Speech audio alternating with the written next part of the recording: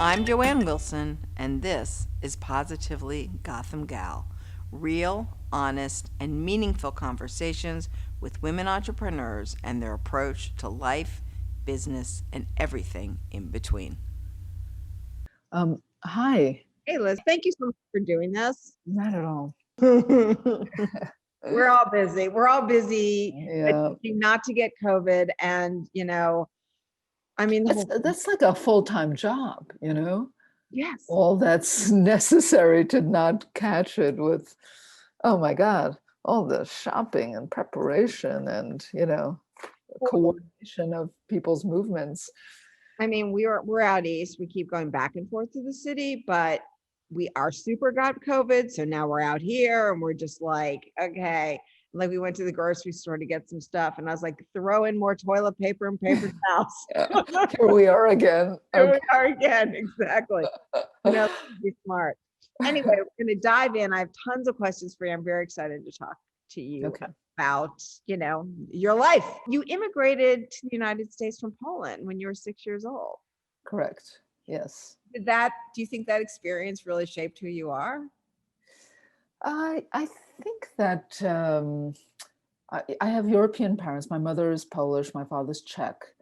And those very early years, which I barely remember, I think must have had some kind of influence. I don't feel like a Native American. But then again, it depends who's asking. I always say I'm European when an American is asking, and when European is asking, I'm saying I'm an American. But when I never learned to read in Polish. So this was at that age, at that time when kids weren't reading as young as they are today.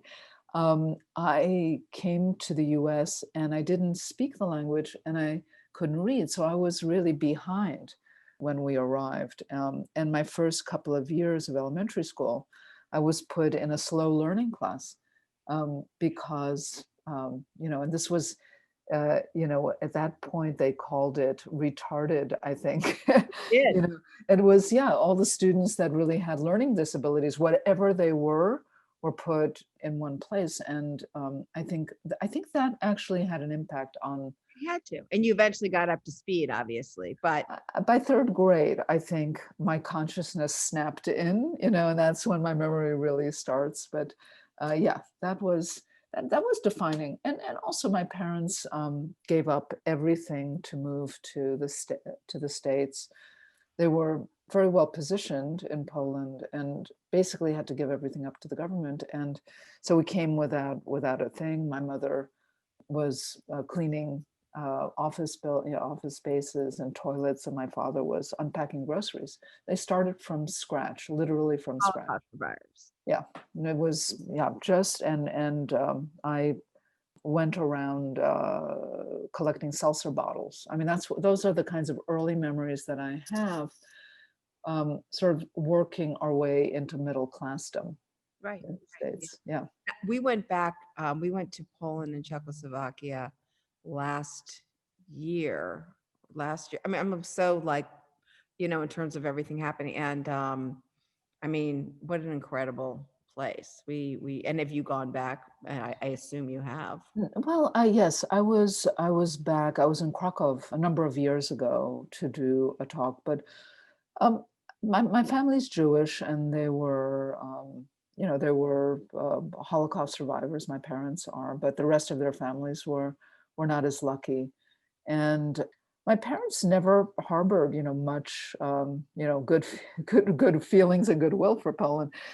It was just so after the war, there's a really interesting story for which a movie should be made about how my parents met before the war and got reunited after the war.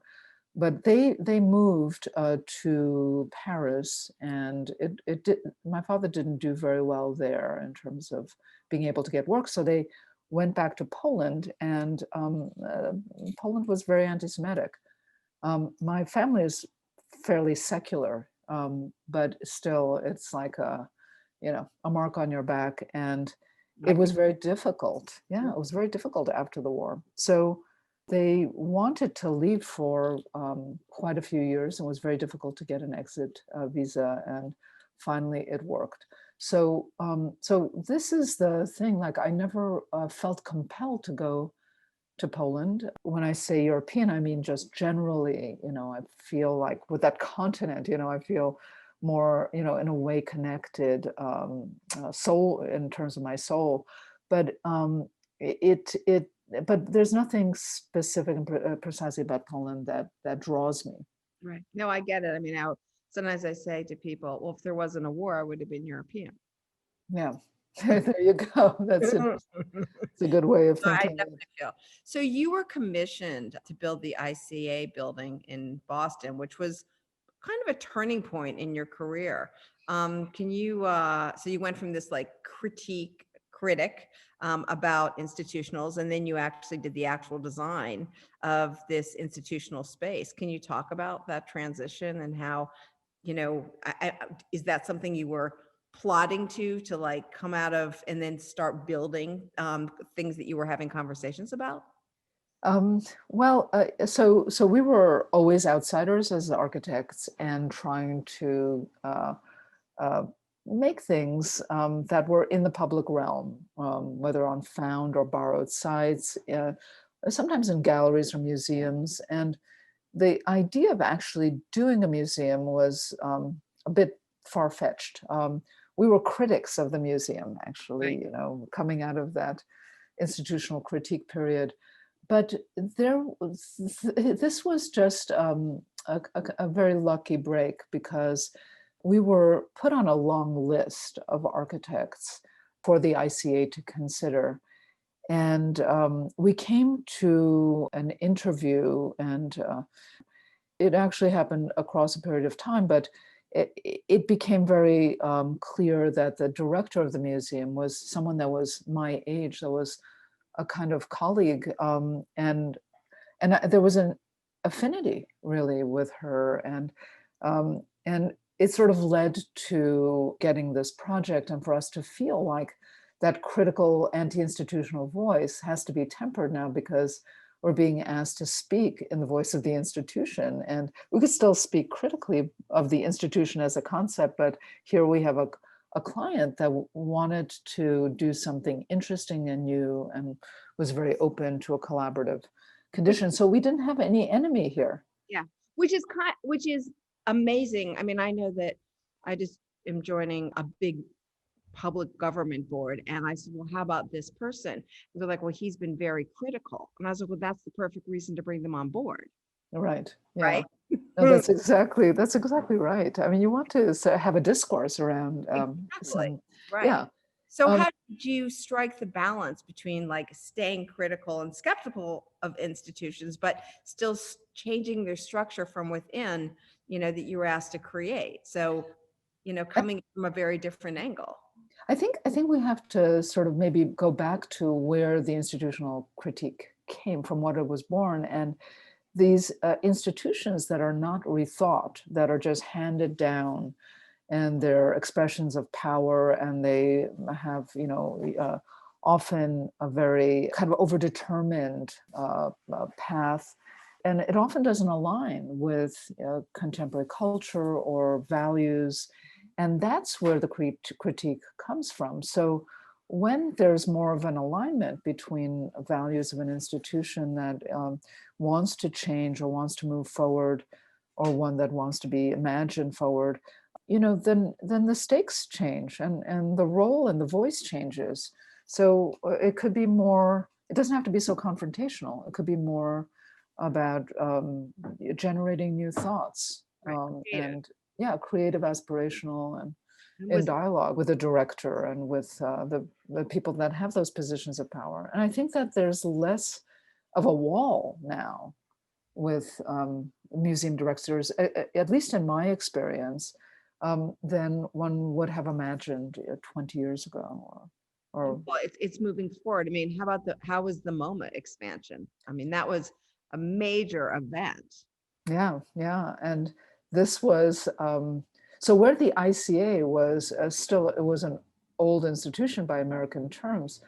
but still quite small. MoMA is this big, powerful Household name. household name around the planet, and with a huge art collection, bigger than anyone else's, in terms of modern and contemporary art. And so it's a bit intimidating, but naivete is half of success, I think. So we came into the interview with a full critique of MoMA. It really, well, it could do so much better. One, it had a terrible relationship with the street. So it was hostile to the street. It was very transactional at the lobby level. So it made no concessions to the public and the city. And that had to change. Two, art was always a half a mile walk from the front door. Why couldn't there be more connectivity between the city, the lobby, and art spaces? What is the proper space for art anyway? Does it have to be a white wall gallery? Three, that all that housekeeping on the ground floor was such a mess, and it really felt sort of so institutional. And how could we make it feel actually much better? And then wayfinding that once you figured out where to get your ticket and where to store your coat, it's like you were taken on this journey along escalators, and it felt very commercial. But MoMA is so much better than that. It has beautiful holdings. It has actually a great director and great curators. And what's holding it back is the space, I think, frankly. And they also had a desire to change, some of the paradigms that this group of curators had inherited, which had to do with the discipline-specific galleries and sort of territories for each of the unique disciplines. And now they have a much better and much more a collective idea about telling stories, historical stories in different ways, through different geographies, with different participants, and making it much more sort of connected to the world now, and to actually what it was and the things that were actually excluded from its past histories. So I think that this more contemporary approach actually had an effect on space making. Yeah, I agree. I mean, it used to always feel so claustrophobic in there, and very institutional in a way that didn't feel good. Yeah. When you would walk in the door. And I have to say that Glenn was very open. And when this project started, it was to expand the galleries. But then everyone realized that was part of this whole effort, realized that you can't just add an arm to a body without affecting the brain and the heart and everything else. So everything was contingent, and everything had to be rethought. Where's the classic architecture, right? You shift one, it shifts. It touches everything, and it changes the logic, and it changes, how people flow in and where they go. And in MoMA's case, well, where is the collection? Where are the temp shows? And does it make sense to keep everything as it was?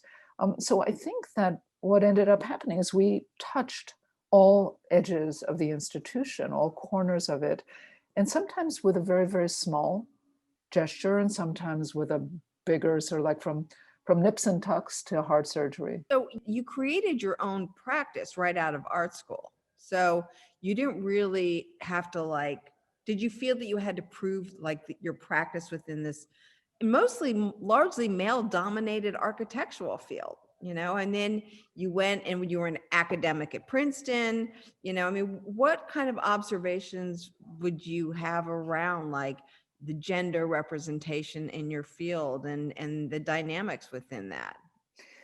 So when I was a student, I was a beneficiary of women's led movement, so I didn't really have to go out there burning bras. I was already sort of, I felt empowered.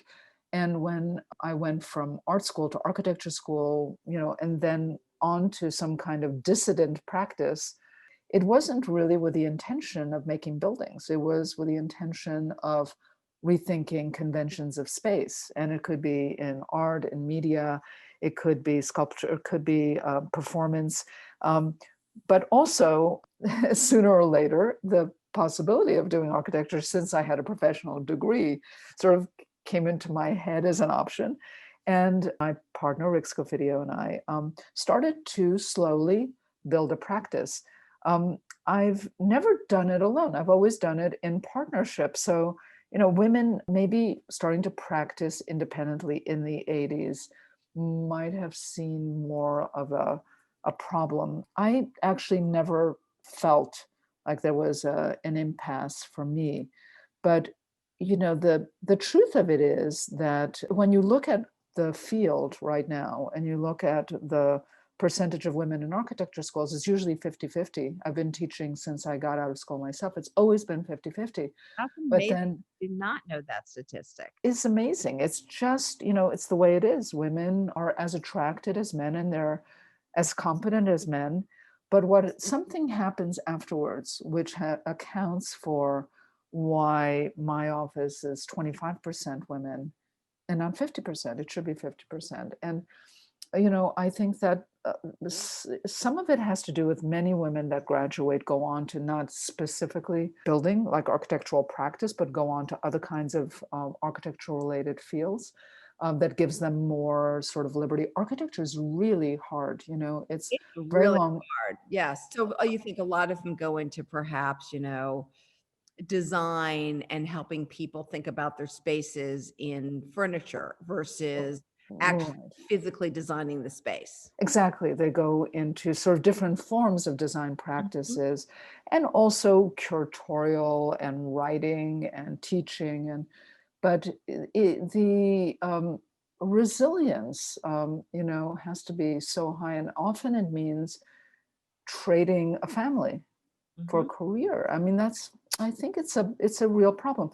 In our studio, we've tried to be as encouraging as possible for women with families to take time off, to come back part-time basis, to do work from home. I mean, now everybody's working from home anyway, but to try to make that transition easier so that women don't feel like they've lost a couple of years of their life, and often I think that's a psychological thing. If you've lost that many years you get out of sync with everything, and that discourages women from coming back to practice. So I think that firms can do a lot better in just helping this situation, easing the situation for women with families.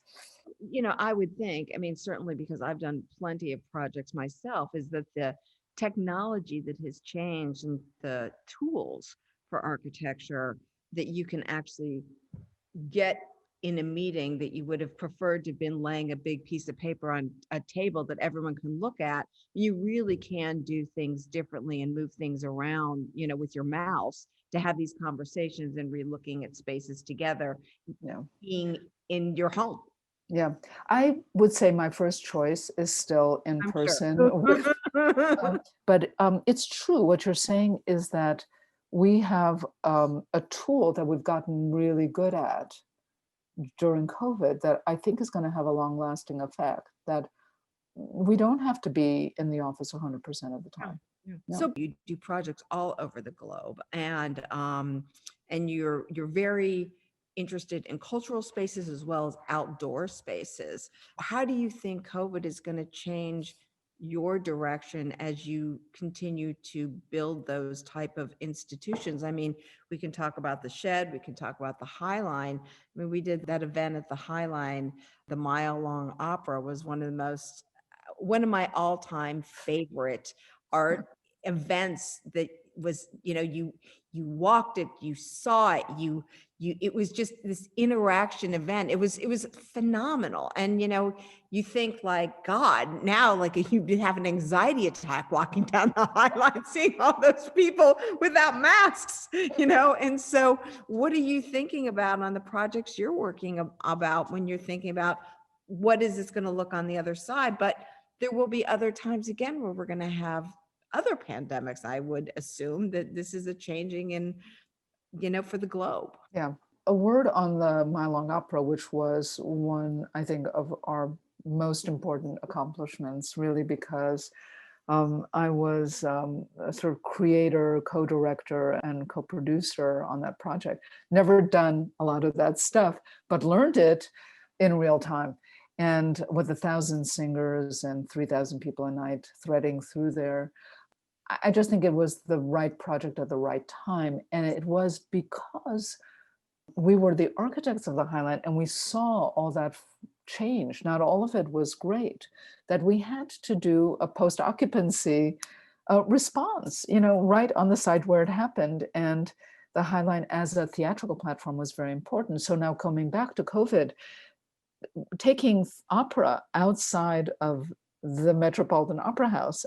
So the idea of doing an urban scale, public, mobile kind of outdoor opera, I think was in the right direction of the way that we can start to think, breaking down those very conventions of doing things where they're supposed to be. The part that seems frightening today is that intimacy that Mile Long Opera posed with the singers, because every stroller or promenader on the High Line could be within a couple of feet of every singer and look them in the eye. And that's what was so special. And that could not happen today. But the shed, I have to say, again, without any, it just happened in a way that was, foresaw a kind of future that was unforeseeable. The shed has the ability to open up its large doors. It has the ability to nest and then open up a big open public space. And this is really important for them. And they filmed the Claudia Rankine piece, in that space. And it was, it's beautiful the way they staged it and used that whole space. And they use that as the entrance to the Howardina Pindell piece right now. And I went, and there's something so glorious about being one of 5 people in the entire room. yes. But there is something so like, I'm going to use this as a silver lining, but this is really scary. Yeah. Look, I hope that we can get through with the pandemic, with a vaccine, and come out the other end without thinking that everything that we knew has to be totally rethought. That theater could never happen in an enclosed space, that concerts could never. I mean, I hope that there's a semblance of normalcy that we get to, and may take a couple of years. And yes, there may be other pandemics, who knows? The last one was 100 years ago, right? That was as severe. But I do think that we all, architects, have to be thinking not only about these kinds of crises, their climate change crises, what we saw with, all the damage of the hurricanes, so between climate change, rampant disease, and also just the speed of technology and social change that we've seen. And I'm not even talking about our issues of social equality and, all the things that are on our minds that make architecture either be part of the problem or part of the solution. But I think that something that is undeniable is that the speed of change is getting faster and faster and faster. And architecture is a slow medium. You build it and it's there pretty much permanently. It's inert, it's costly, it's geo-fixed, so like those are the bad things or the difficult things when you are thinking about, building for an era that's in constant flux. Right. Well, especially the things that you're building are hopefully places that will be there for decades and decades on end. I mean, the High Line is only expanding. Right. And the shed is such an interesting place because how often do we see, and on the High Line too, brand new outside, inside places be built from scratch? Yeah, that's rare. It's a once in a lifetime opportunity, and we were so lucky to have it.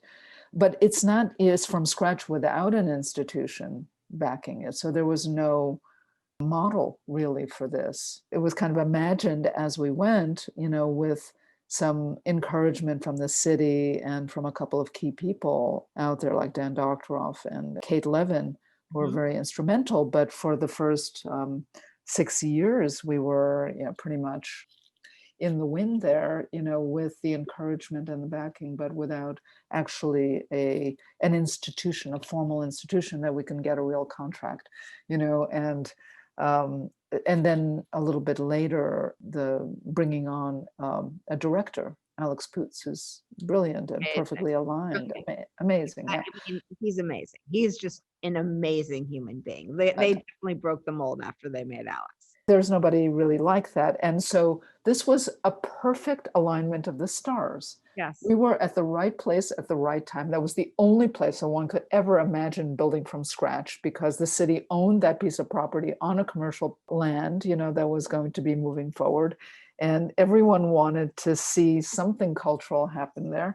It was in the middle of the 2008, financial crisis. So like nobody had any money to build, nobody had any ideas about expansion of institutions. So we came out kind of out of nowhere, came up with this idea about a new institution that would be made for a future that's unknowable. I mean, that was basically the conceptual program.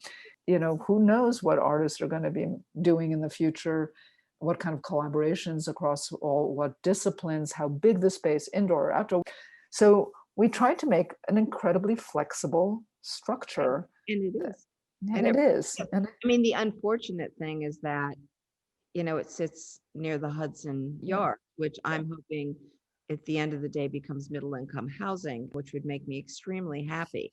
So my one yeah, last question to you is, you're looking at the New York landscape and you're really looking at the world landscape as things, I hope, begin to change where there's more equality in the world.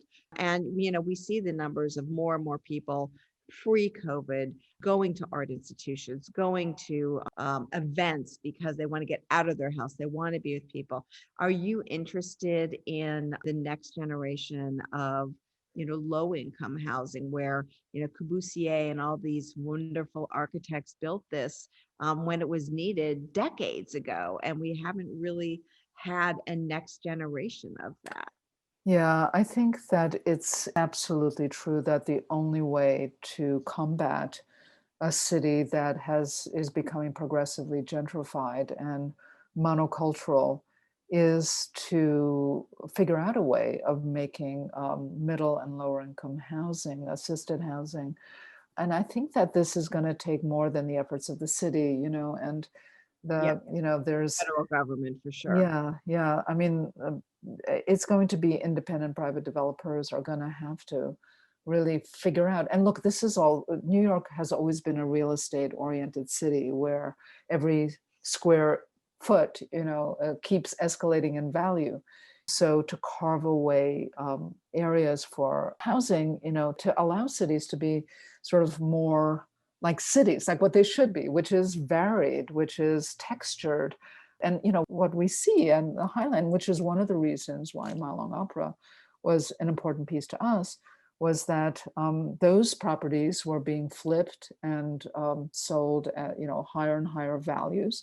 Very often they're just investments and no one is really living there. And so we have like a half empty city, with investments, with everyone else sort of moving further and further away from the center. And this, I think, needs to change. It needs to become a priority. I think had anyone and had the city anticipated that rate of change, there might have been some more protocols put in place around the developments in that area. I agree. It goes back to architect. When you talked about the MoMA, once you decided to change one room, it Yeah. changes the entire institution. And it's the same thing in the city. Once we said, well, let's do this for taxes or let's do this to open, I think it changed in ways that nobody foresaw. Exactly.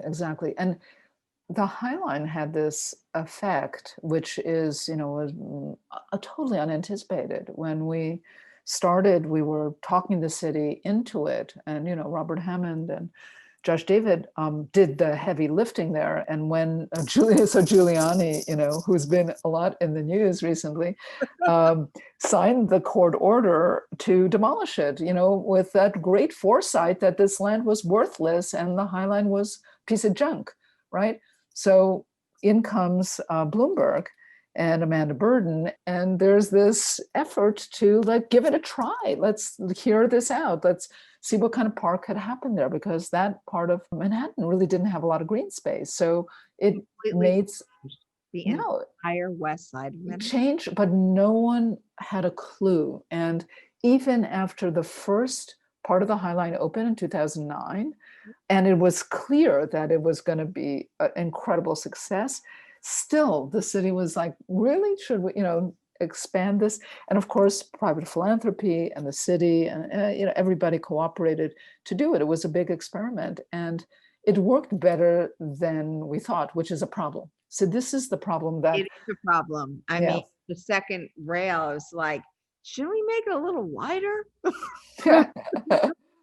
Well, that's exactly the problem. And it isn't wider because the High Line is a fixed dimension. And all of a sudden, you have everyone that comes to New York that wants to visit it. And, so anyway, it was outrageously successful. And to a point where New Yorkers stopped going because it was just too crowded, especially on weekends. At nights, it's still nice, and in the mornings, it's still nice. But what it made me think about a lot is that when you're an architect and you do public work in the city, you enter into a cycle, into a city cycle. And a city is very much like a human body.